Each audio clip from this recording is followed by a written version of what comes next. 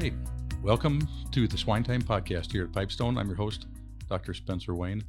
I'm one of the staff veterinarians here. I'm also one of the owners of Pipestone Holdings, and I have the great pleasure of interviewing people in our company and outside of our company that bring interesting things to the table to share to our producer audience, as well as anybody else out there listening. We have producers, we have students, we have people that are just curious about pigs that find it on Spotify or the other podcast aggregators. And today I have a great guest. It's Dr. Emily McDowell. Emily and I have worked together for quite a while. And Emily is, I don't know if you have an official title for Mycoplasma in your job description, but you are one of the Mycoplasma experts that I would go to for help. You are the Mycoplasma expert. You know the answers, you figured it out, and you're currently doing research and speaking on the topic at different meetings, I believe. Yep. So we can get right into it. Before we get into Mycoplasma, though, why don't you tell us a little bit about yourself, where you're from, how you got into this, and anything else you think might be interesting? Sure. Yes. So thank you, Spencer. My name is Emily McDowell.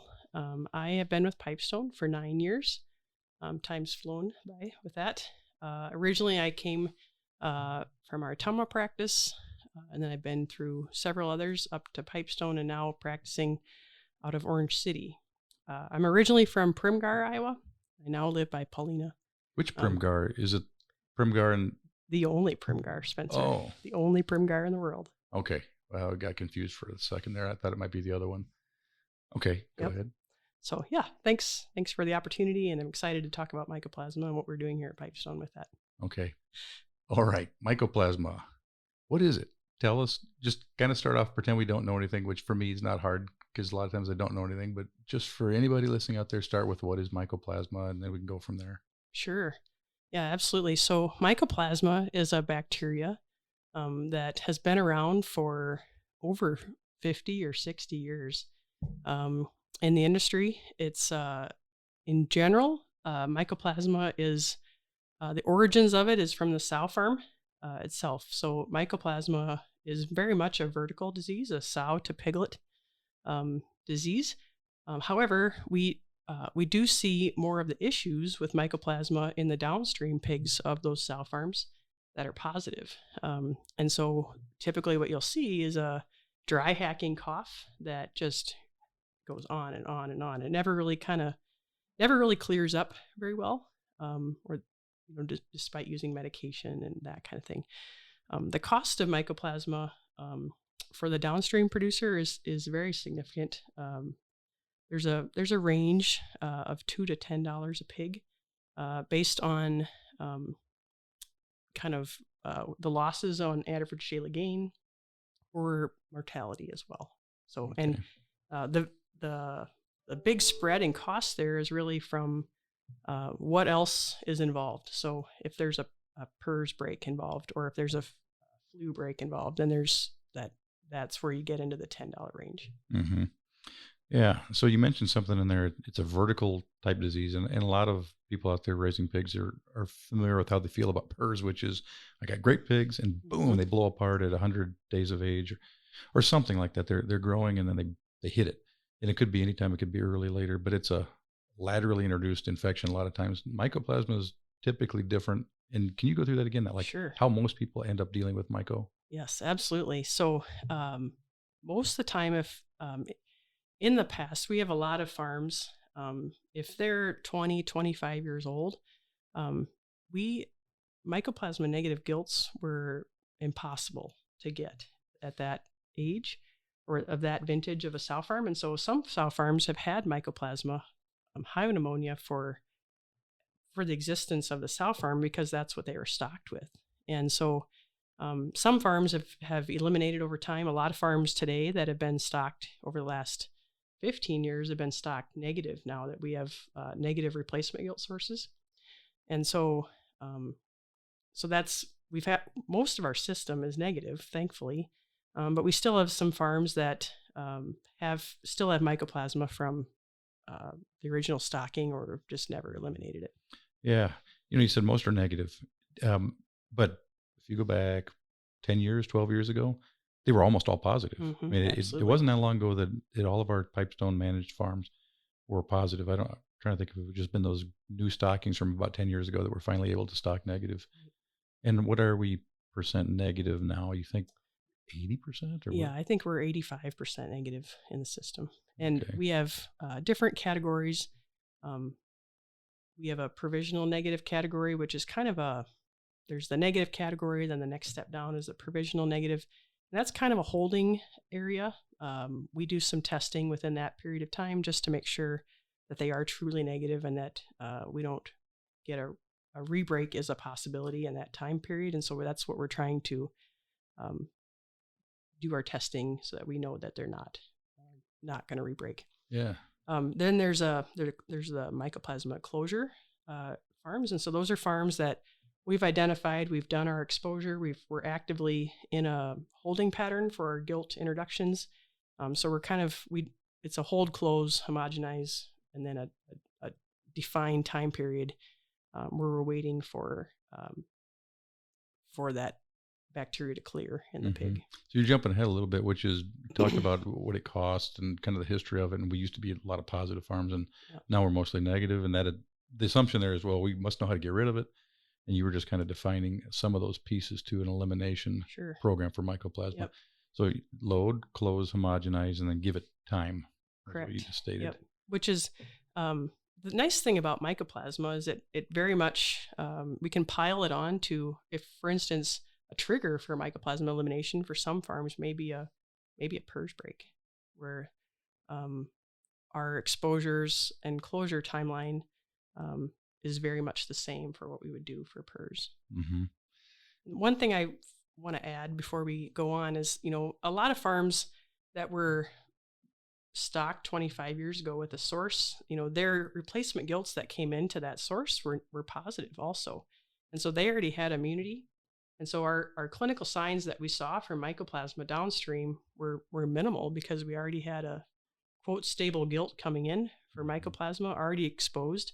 Now, where we kind of ran into trouble when the replacement gilt sources turned negative for Mycoplasma is we still had positive sow farms. So we had positive sow farms bringing in negative gilts for Mycoplasma hyopneumoniae. Those negative gilts were then getting infected with Mycoplasma. We had a lot of instability at that sow farm, and some of the percent of pigs that are positive of Mycoplasma that from shed from the sow to the piglet in the farrowing house, that dictates the severity of Mycoplasma or the amount of value that farmer is going to lose in the downstream, just based on percent positive at weaning. Yeah. So said similarly, differently, is the more myco you pump out with the pigs, the more myco disease and cost you have in your pigs as they grow. Yes. And it's not like all or none. It's more or less. And if you're positive, it's going to be more or less, but it'll be something. Yes.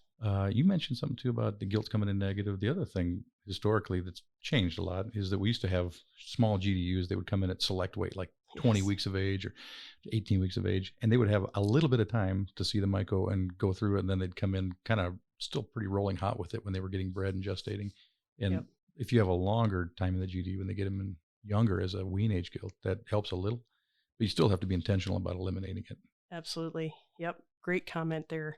I 100% agree. The farms that we see the most significant Mycoplasma downstream are definitely those GDUs that receive a negative gilt that is a select weight gilt, 18 to 20-ish weeks of age when they come in.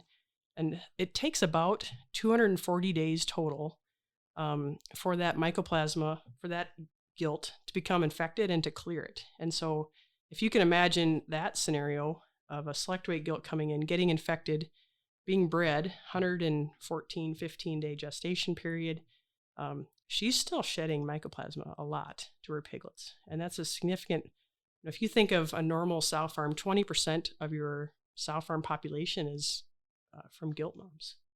And so that's a significant amount of pigs that are coming out exposed to Mycoplasma, and that's going to spread throughout those farms downstream. So you talked about the cost on the pigs. You had average $5 a pig would be a pretty good number to pin on. Like my pigs are from a mycopositive herd. I'm probably got about $5 more in slow growth penalty that I'm dealing with. Some mortality, maybe a little conversion, but really it's gain. And then from some experience, I would say it goes beyond just the pigs. There's got to be some benefit to the sows. when your gilts aren't going through it as they develop, and when your sow herd isn't dealing with it, trying to get bred and farrow and do all the things that sows need to do. Is that fair to say too? Or? Yes, I agree. I don't know if we have quantified the value to the breeding herd very well, but I do think that it does improve our potential for the optimal total born that we would desire. Okay. Typically with PRRS, I would have said we're like 90% able to get rid of PRRS through a closure. And now recently it's a little different. PRRS seems like it got tricky in the last year. It's not quite as easy as it seemed like it used to be. Myco, it's a similar process for getting rid of it. You just described it. What's the success rate for getting rid of mycoplasma, at least in our hands, or what Sure. you think is normal? Yeah. I think it's not as good as we would desire today. We're probably if you look at what we've done for myco eliminations over the past 4 or 5 years, we've had a kind of a bleeding edge, more or less, and so some of our first ones we don't feel were successful. We've learned a lot over time with our myco eliminations. So if over the 5 years, our success rate's about 60 to 65%.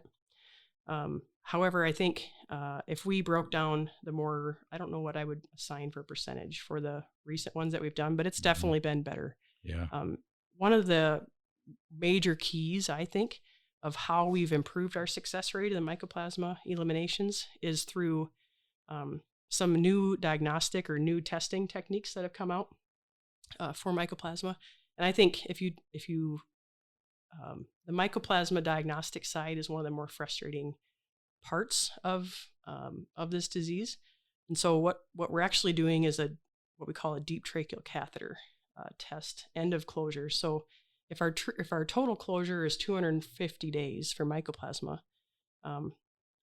we are testing these gilts around 230 days, and we're doing a deep tracheal catheter test. And so what that means is we're taking a 30 to 33 inch long post-cervical AI catheter, and we're passing it into where the mycoplasma lives, and that's the trachea.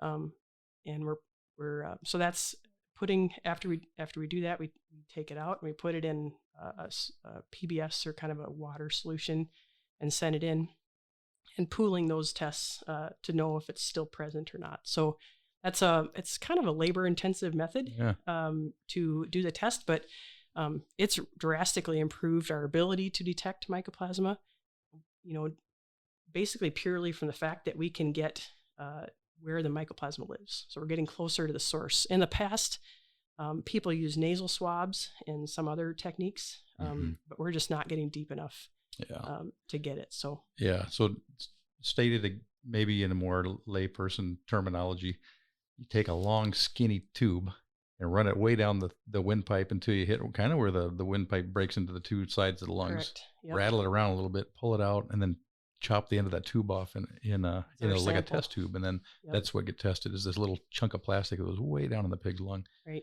Because if you go up to the nose or to the saliva, there's just very little organism when it's actually down in the lungs to find. Correct.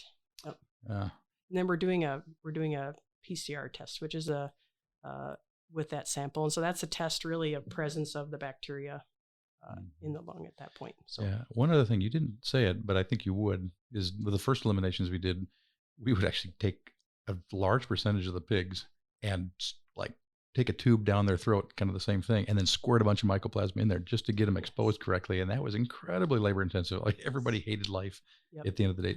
The gilts hated life, the people hated life. And now we're fogging them. Like if you can imagine a hurricane fogger, just that's going to aerosolize a bunch of stuff. So we fog it, makes it way better, way easier, probably much better exposure effect as well. Yep. So to add to Spencer's comments there, our efforts really on mycoplasma eliminations actively was really started in probably 2017, 2018. And what was the advancement right ahead of that was particularly we were learning like crazy on how to best acclimate gilts. So how to best expose these negative gilts to mycoplasma earlier. And so we really had no idea how to do that, or it was very labor intensive. There was quite a bit of research done around that time of how many to acclimate. in order to get exposure within 30 days. And that really was kind of a light switch for me on, yeah, we can actually do this. It's just possible. Mm-hmm. And Spencer kind of glanced over it a little bit, but just because Mycoplasma acts differently than PRRS or flu, we really feel like elimination of Mycoplasma at a sow farm level can be very successful long term, as long as we keep Mycoplasma coming in. If it doesn't enter in a gilt, yeah, we can keep it out, especially, and that's even more true, I think, on our filtered farms today. Yeah, not that myco can't come in through the air in your farm, but it is way less likely than PRRS or flu to come into your farm. So if you get rid of it, good chance you'll just stay rid of it for a long time. Yep. I mean, for potentially for the rest of that sow farm's life, as long as you're just basically careful with biosecurity. Yep.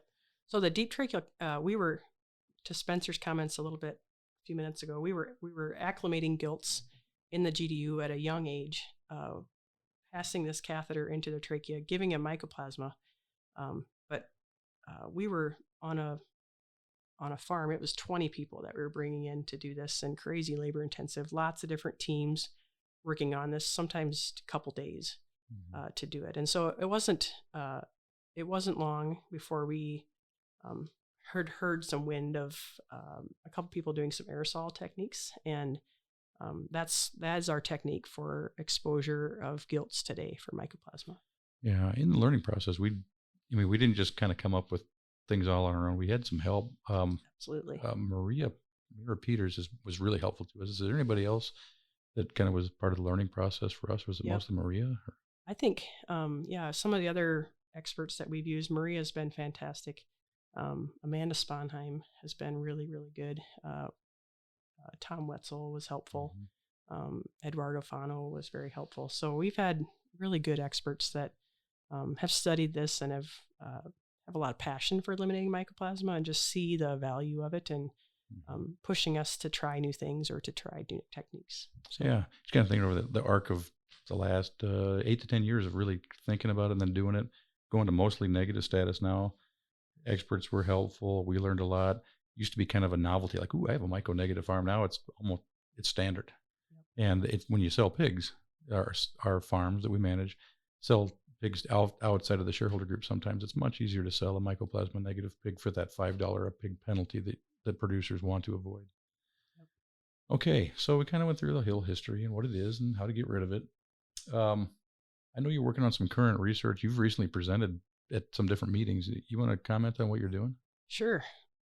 Yep. So we've probably done 25, 30 attempts at elimination for Mycoplasma over the last 5, 6, 7 years. And one of the issues that we continue to feel is true is that we think there's more persistence of Mycoplasma hyopneumoniae than what has been previously described in research. So basically, previous research was done not using wild-type Mycoplasma strains like what we have today, not using the same detection methods that we have today with the deep tracheal catheter, and in a different situation too. So you might say that the research previously said, oh, a pig gets Mycoplasma, they're positive for this many days, but it was in a different setting than what you might find in your barn. Correct. And in the barn, it's probably longer. Yes. And so what was previously published was somewhere between 210 and 240 days. These gilts went negative. And the deep tracheal catheter test, the sample that when we passed that catheter into the trachea where the lungs kind of break apart or bifurcate into the two different lungs, that's been really helpful for us and has been really key to identify persistence in farms. And so I think that was a major turning point to improving our success here at Pipestone of our eliminations. So we're doing this sampling at 230 days. We're detecting positives at that point, and we're able to do something about it. And so this has been something that we've observed for 2 years, a year, and been frustrated with. And so we put together a project where we set up a sow farm just like we would every single one that we do. And this particular sow farm, the trigger for this elimination was a PRRS event, unfortunately. So we set up the farm, and then we decided, how do we verify that every gilt is exposed well? So is it an exposure problem? And so one of the ways we did that was one consideration. The other one was, how does that look over time? So if we sample the same gilts over time, or the same sows over time, are there CT values from the PCR? So cycle time values, which is a indication of how positive are they. So a very low CT value would be very positive. A very high CT value would be nearing negative. And so how does that dynamic look on the farms? And then also just over time. And so we ended up setting up a commercial sow farm that we work with. We exposed them like we normally would. And then we ended up doing some deep tracheal catheter testing, which is our normal method, multiple times. So we sampled the same 140 animals 5 times. So the sows did not love us by the end of that period of time, being snared that many times. So we sampled 30 days, 60 days, 120 days, 180, and then 240 days. What we found, we did have some persistent positives on this farm, which was very, very much the same that what we've seen on many of our other closures that we've done over time. And so we're working, actually, we have presented this data. We're working on trying to get it written up too in a research manual. And I think really the focus of this is to help direct more funds towards research, because we need that to try to study this more and to follow the gilts longer than what's been done in the past. There's a lot of research for Mycoplasma that ends at 140 days of age or 180 days of age, and we really need that to go out longer for Mycoplasma to get valuable information. So those 140 sows, you tested them, and then all the way up to 240 days, I think you said? Correct. What percent was still positive at 240 days? Yeah, we had 2 animals, so it was very low percent. But that's what we see. And so some farms it's more, some farms it's less. But typically on a lot of farms we see that. What we do when we find those positives at Pipestone is time is our biggest friend. And so a lot of times we'll meet with the vet team here, we'll meet with the production team for that farm, we'll meet with the owners of that farm, and we'll actually either extend the closure or bring in gilts and do a breed project in their GDU. Yeah. And so that's been a frustration for, I think, our team for a long time. We may do some additional antibiotic treatments through that time, depending on what's been done. And we actually do some, when we do bring in gilts, Spencer and I have talked about this quite a bit, but we'll actually create an area in the barn that we can segregate our new naive gilts when they do come in for a while, just because at a low prevalence, the nose-to-nose contact is probably what's spreading Mycoplasma. And so we're trying to really avoid the re-break situation. How can we set up this farm the best we can to make sure that we don't break again? Yeah, and just to put a real edge on what you all just said there with, we extend the closures. That's happened to me a couple times. And so you get to be the bad guy because I'm the farm, like, we're done with the closure. We're going to start bringing gilts in. And then Emily says, no, you got to test whatever, a couple hundred animals. And it's not easy to slide tubes down sows' throats.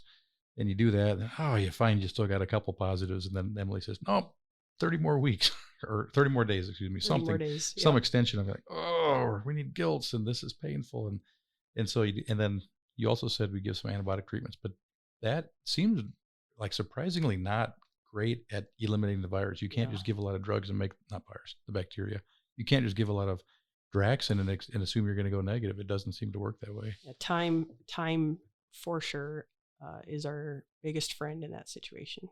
Yeah. So, and we have had some that have gone 280 days. We've had some that have gone 300 days. And so that can get a little bit painful for the farms team. That's a lot of time that they're doing a breed project in the GDU or just trying to hit breed target.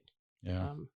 Well, whatever that pain is on the back side of it, if you don't break back, Yeah. The production is excellent. Like It's the sow amazing. production, the Mhm. sow production is very good, surprisingly good. And I was just looking at data today from one of our sow farms, and the clean gilts that came in after we were done that would have never seen mycoplasma compared to the previous ones, they're born alive. It was way over a pig difference on born alive, just as far as the previous gilts had struggled through the exposure, had to deal with it. It was, I don't know if it was a pig and a half. It was significant. The new ones coming in were born alive was almost 15. Like, good grief, that's an Wow. incredible born alive on a gilt. Yep. So anyway, there's definitely benefit to it.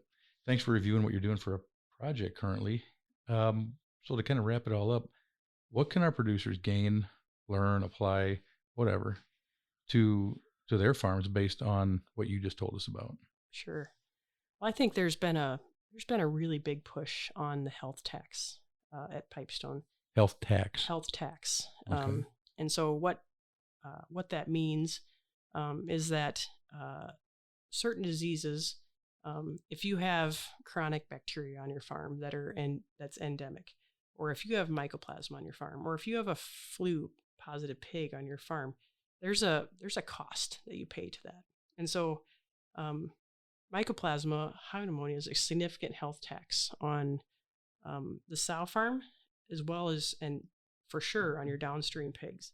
And so I think we need to be aware of that health tax that we're paying on each of those pigs, and know that we can definitely eliminate mycoplasma today. I feel much more confident today than I felt 5-6 years ago. Yeah. For our elimination efforts, and I think we're going to continue to learn, and we're going to continue to grow. And I think we've even had discussions, bigger picture, on why are we, as an industry, maybe we should eliminate mycoplasma hyopneumoniae as an industry, because it's a sow farm disease, and because the chance of a rebreak can be low, and because it doesn't transmit longitudinally from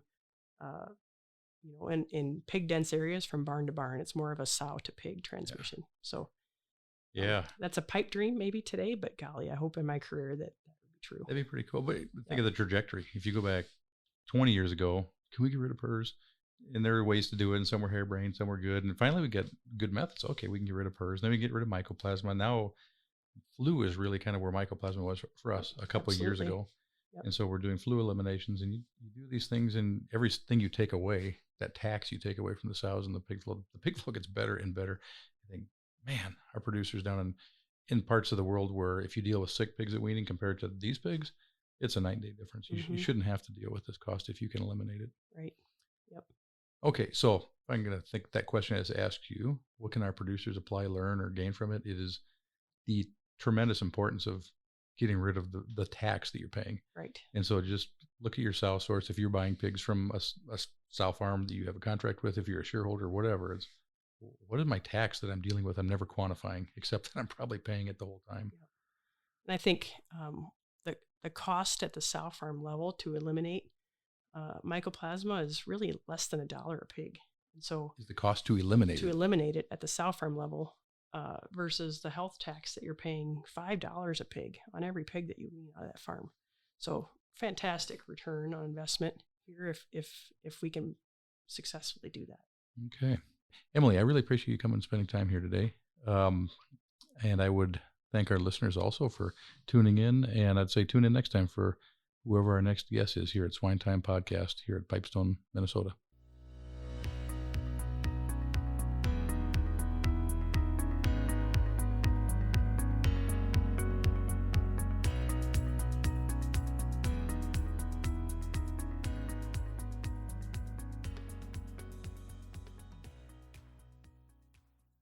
SwineTime Podcast was created for the pork industry and individual pork producers around the country. Hosted by me, Dr. Spencer Wayne, with the Pipestone Veterinary Services. The podcast contains pork industry news, advancements in animal care, and how to enhance your productivity. Monthly podcasts are available on Spotify, Google Music, iTunes, Anchor, and on www.pipestone.com.